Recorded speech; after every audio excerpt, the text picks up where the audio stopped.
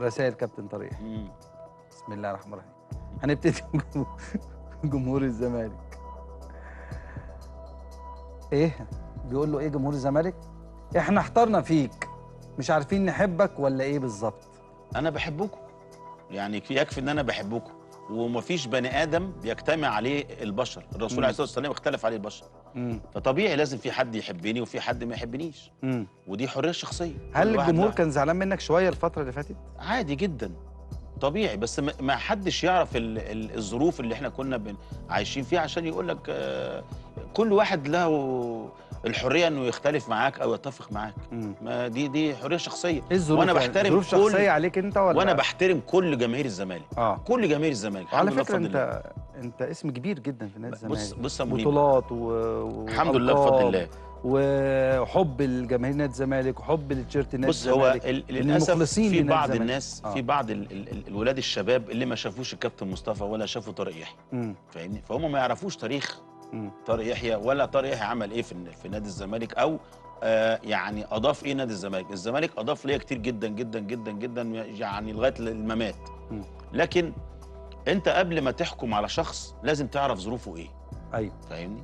دي القصه اللي انا لازم افهمها للناس. ايوه بس انت اسم كبير، ما كانش في اي ظروف كانت ممكن تخليك تعمل حاجه انت مش راضي عنها. لا، في اوقات بتبقى في اوقات بتضطر لهذا الكلام، وكابتن مصطفى اكتر واحد عارف الكلام ده. طيب دي نمره واحد. طيب وجمهور الزمالك على راسي من فوق، كلهم حبايبي واصحابي، وبتمنى لهم ان شاء الله باذن الله سنه سعيده عليهم السنه دي، وتبقى مختلفه تماما عن السنه اللي فاتت.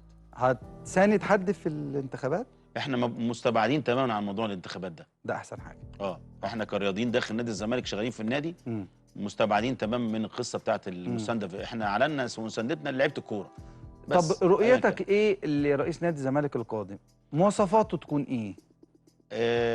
قوي الشخصيه، لازم يبقى قوي الشخصيه. لازم نمره واحد موارد غير طبيعيه لنادي الزمالك. الموارد دي لازم يجيبها، لان هو هيمسك كوره من النار. يعني اللي هيجي نادي الزمالك الفتره اللي جايه هو ماسك كوره من النار، كلامك جد. فلازم يعرف يتعامل مع الكوره دي ازاي.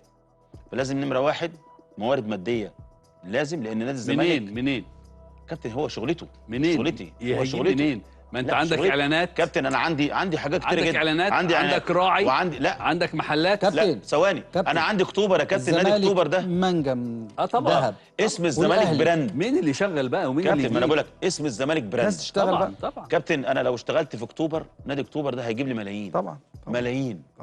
فاهمني؟ عندك قناه تقدر تستثمرها بشكل محترم. طيب عندك حاجات كتيره جدا. الزمالك براند يا كابتن، تجيب فلوس. ما قلتش. هل صديقك ولحقت معاه ان انت كنت اصدقاء في الملعب، يعني كابتن فاروق جعفر، يصلح لرئاسه نادي الزمالك؟ لا مش بتاعتي دي. انا بسالك كصديق. اي حد يا كابتن. انت بتورطه؟ لا والله لا بالعكس. انا بالعكس كل التقدير واحترام للكابتن فاروق. هو كابتن فاروق مش مرشح؟ مرشح. طيب احنا اتفاجئنا. هم ممنوعين حد يتكلم عن اصل يصلح ما يصلحش دي انا ما اقدرش اقولها. فاروق يا عم. ايوه يصلح ما اقدرش اقولها عنه. انا قلت لك احنا جاي لنا تعليمات ان احنا بعيد تماما عن موضوع الانتخابات ده. كصديق بقى ليك في الملاعب، اتمنى له التوفيق. شايف فيه ان هو ممكن يبقى رئيس نادي؟ اتمنى التوفيق للكابتن فاروق، واتمنى التوفيق لاي حد يجي. خلي بالك، هل كل لاعب كرة قدم يصلح ان هو يبقى رئيس نادي؟ لا ممكن. لعيب الكوره الادارجي، لعيب الكوره لازم يكون عنده حته اداريه يدير.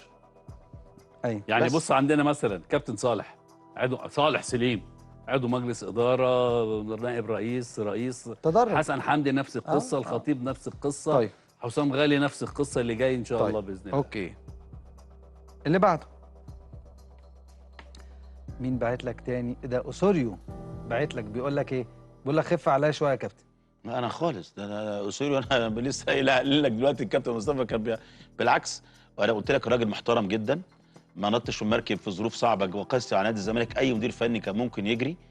الراجل بيحاول يطبق فكره، كل تقدير واحترام له، وكلنا مساندينه بشكل كبير جدا، لان نادي الزمالك محتاج مدرب سي في قوي زي مستر اوسوريو، واتمنى له التوفيق الفتره اللي جايه ان شاء الله. طيب الرساله الاخيره.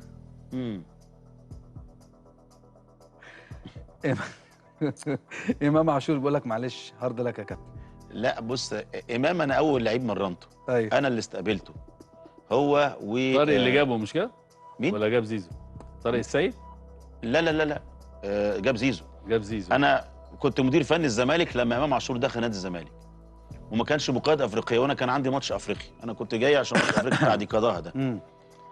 فكان 2 لعيبه، بن شرقي وامام عاشور، وانا قلت الاداره، بلغت الاداره، قلت لهم اقسم بالله هذا حصل، امام عاشور افضل لعيب وهيبقى لعيب كبير جدا جدا جدا في نادي الزمالك. هذا الكلام انا قلته على مسؤوليتي، وقلت وبن شرقي قلت له ده حاجه فوق الخيال، حاجه محترمه جدا ولعيب كبير جدا وهيفرق مع نادي الزمالك السنين اللي جايه دي كلها. الكلام ده انا قلته، انا كنت مسؤول عنك، كنت مسؤول عن الفرقه. امام عاشور انا عمري ما انسى، كان 18 سنه ساعتها، انا فاكر ماتش دي قضاها من حوالي 4 5 سنين او 6 سنين يا كابتن، مش كده؟ 6 ده ولا 7 ده؟ بتاع 7-0 ده. فالقعده الشهيره بتاعتي دي ايوه عمل الترند دي. فلقيت لعيب بياكل النجيله، وبعدين لا فارق معاه شيكابالا النجم الكبير، ولا فارق معاه محمود علاء، ولا فارق معاه، وعيل صغير لسه شخصيه بالظبط، شخصيه اللعيب. انا عجبني فيه شخصيته، عجبني فيه قتاله في الملعب، على ما خافش بقى، ما قالكش ما تخدش على شيكابالا، ما تخدش على فلان. يعني لا مش فارقين معاه يعني. لما فارقين معاه في يعني لا، الاسم الكبير، هو جاي لسه ولد صغير. ايوه، ما كلنا كنا كده يعني. انا مثلا كابتن مصطفى وهو صغير كان برضه قلقان. السلام عليكم ورحمة الله وبركاته. بداية كده يا كابتن، أنت كابتن كبير قوي في نادي الزمالك، من كباتن الزمالك التاريخيين، كنت لعيب هايل جدا جدا جدا. عيب قوي يا كابتن إنك تعمل حاجة مخالفة لقناعاتك ولضميرك، إنك تعمل حاجة غصب عنك جوه قناة نادي الزمالك وجوه نادي الزمالك، وكل ده ما كانش بيخدم نادي الزمالك، كل ده كان لصالح مرتضى وولاده. النتيجة النهائية لأفعالك دي وأفعال اللي عملوا زيك إن نادي الزمالك اتخرب. نادي الزمالك اللي اتحول لعزبة في عهد المعزول إياه اتخرب، وإصلاحه هياخد أكتر، هياخد سنين طويلة، سنين طويلة يا كابتن، من أموال النادي، من جهد النادي، من بطولاته، من تاريخه. الزمالك رجع 20-30 سنة لورا، بدل ما يتقدم قدام ويساعد الكرة المصرية إنها تتقدم، أصبح موحول، أصبح في الوحل بسبب أفعالك وأفعال أمثالك، إنهم رضوا على نفسهم المهانة، يعملوا حاجة تخالف قيمهم أو مبادئهم السوية، وادي النتيجة في الآخر. حال الزمالك لا يرثى له، تخبط إداري، تخبط في كل الاتجاهات، انتخابات ما نعرفش هتخلص امتى، ولو خلصت هيتعمل عليها طعون ولا لا كالعادة في نادي الزمالك، هيصلح حال نادي الزمالك ولا لا. أسئلة كتير. أنت وأمثالك كنتم مسؤولين عن تضييع الفرص على نادي الزمالك. يا ريت تراجع نفسك وتراجع مواقفك وتقف جنب نادي الزمالك بصورة مجردة، بدون مصلحة، بدون غاية، عشان نحافظ على وظيفة ولا مكاننا في قناة ولا في قطاع ناشئين نضيع نادي بحجم نادي الزمالك. كنت أهلاوي أصيل وزملكاوي أصيل من عشاق الرياضة المصرية. ادينا لايك واشتراك، والسلام عليكم ورحمة الله وبركاته.